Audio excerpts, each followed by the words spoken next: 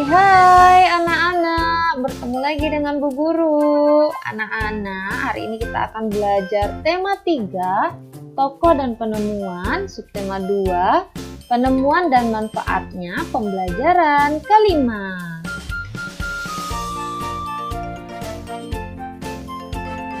Tahukah anak-anak penemu komputer?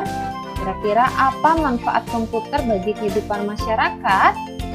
Iya, mari kita pelajari pada pembelajaran hari ini. Anak-anak, ini dia gambar dari penemu komputer. Siapakah beliau? Mari kita cari tahu pada bacaan berikut ini. Charles Babbage mengubah dunia dengan komputernya.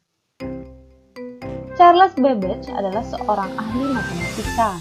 Beliaulah penggagas utama dalam penemuan komputer. Mesin penghitung yang ia temukan di sekitar tahun 1791 sampai 1871 adalah kalkulator otomatis pertama. Babbage terkenal dengan julukan Bapak Komputer.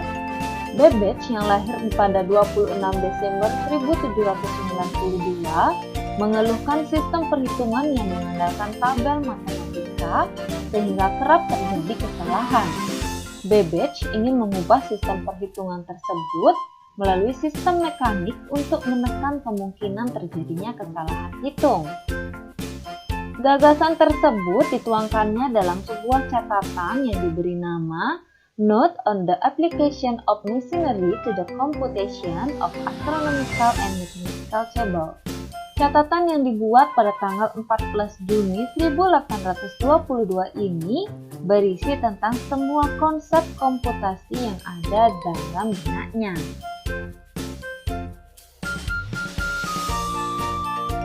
Anak-anak, apa yang dilakukan oleh Charles Babbage? Iya, yang dilakukan oleh Charles Babbage adalah mengubah sistem perhitungan yang mengandalkan tabel matematika menjadi sistem mekanik untuk menekan kemungkinan terjadinya kesalahan hitung. Apa dampak penemuannya bagi dunia?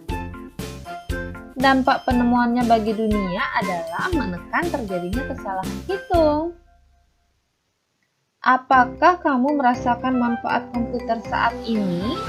Manfaat apa yang kamu rasakan? Iya, kita sangat merasakan manfaat komputer anak-anak. Manfaat tersebut yaitu sebagai media atau sumber belajar berbasis IT, mempermudah membuat makalah, untuk menyimpan salinan dokumen-dokumen penting, dan masih banyak lagi manfaat komputer lainnya. Charles Babbage mengubah dunia dengan komputer. Mesin hitung ini bermanfaat untuk mengurangi kesalahan menghitung. Komputer yang ia temukan semakin berkembang dari waktu ke waktu. Tahukah anak-anak bagaimana perkembangan komputer saat ini? Mari kita lihat pada bagan berikut ini. Nah, ini dia anak-anak gambar alat hitung tradisional abakus yang digunakan pada 500 tahun sebelum Masehi. Kemudian pada tahun 1821 mulai ditemukannya komputer pertama kalinya. Pada tahun 1939 komputer listrik dibuat. Pada tahun 1971 email atau surat elektronik pertama berhasil dikirim. Pada tahun 1973 komputer pertama menggunakan keyboard dan mouse. Pada tahun 1975, komputer sudah mulai dengan harga terjangkau untuk rumah atau disebut dengan home komputer. Pada tahun 1983, internet dengan jaringan global diciptakan. Pada tahun 1994, dimulainya penggunaan internet oleh masyarakat kita. Nah, ini dia anak-anak perkembangan komputer dari 500 sebelum Masehi sampai tahun 1994. Mengapa komputer terus berkembang? Iya, komputer terus berkembang karena dilakukan percobaan secara terus-menerus menyesuaikan dengan kondisi zaman dan perkembangan ilmu pengetahuan. Apa dampak perkembangan komputer bagi manusia? Dampak perkembangan komputer bagi manusia yaitu mengurangi kesalahan menghitung, dapat berkirim email, sebagai sarana komunikasi jarak jauh, sebagai sarana informasi online sejak ditemukannya internet jaringan global, dan lain-lain. Apa yang terjadi jika komputer tidak ditemukan? Yang terjadi jika komputer tidak ditemukan yaitu tingkat kesalahan menghitung akan menjadi tinggi, tidak dapat berkirim email, tidak dapat berkomunikasi jarak jauh karena tidak adanya internet. Apa dampak ditemukan komputer dalam bidang pendidikan? Dampak ditemukan komputer dalam bidang pendidikan adalah mempermudah mencari sumber belajar lain melalui internet, mempermudah guru dalam mengolah nilai dan membuat media pembelajaran, serta sebagai media pembelajaran berbasis IT. Apa dampak ditemukan komputer dalam bidang ilmu pengetahuan dan teknologi?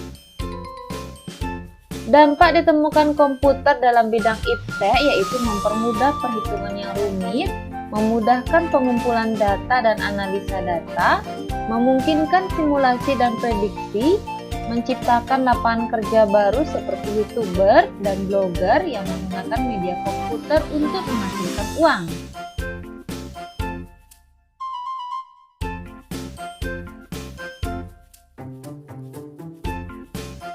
Anak-anak sudah menyanyikan lagu Marian Tomong. Sekarang kita akan memainkan lagu tersebut dengan menggunakan alat musik. Anak-anak dapat menggunakan alat musik bernada do, re, mi, fa, sol, la, si, do. Alat musik yang dapat digunakan adalah pianika, angklung, golintang, atau alat musik lainnya. Kita akan berlatih memainkan alat musik sesuai dengan interval nada. Awalnya kita akan berlatih memainkan solmisasi tangga nada berikut.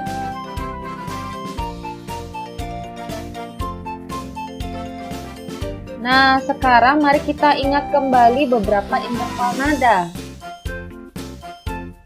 Interval nada yang berjarak setengah nada yaitu mi, fa, dan si, la. Kemudian nada-nada yang berjarak satu nada antara lain do, re ke mi, fa ke sol ke la. Nada-nada yang berjarak satu setengah nada yaitu re ke fa, mi ke sol, dan la ke do. Nada-nada berikut berjarak dua nada yaitu do ke mi dan fa ke la.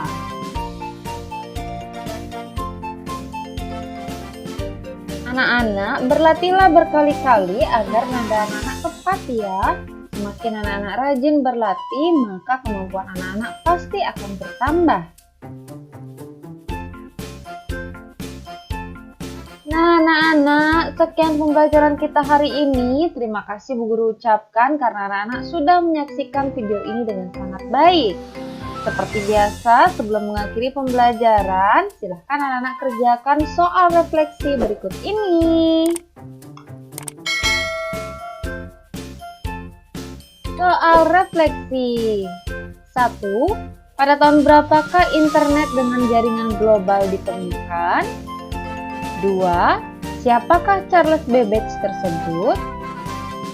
Sebutkan dampak ditemukannya komputer pada bidang pendidikan.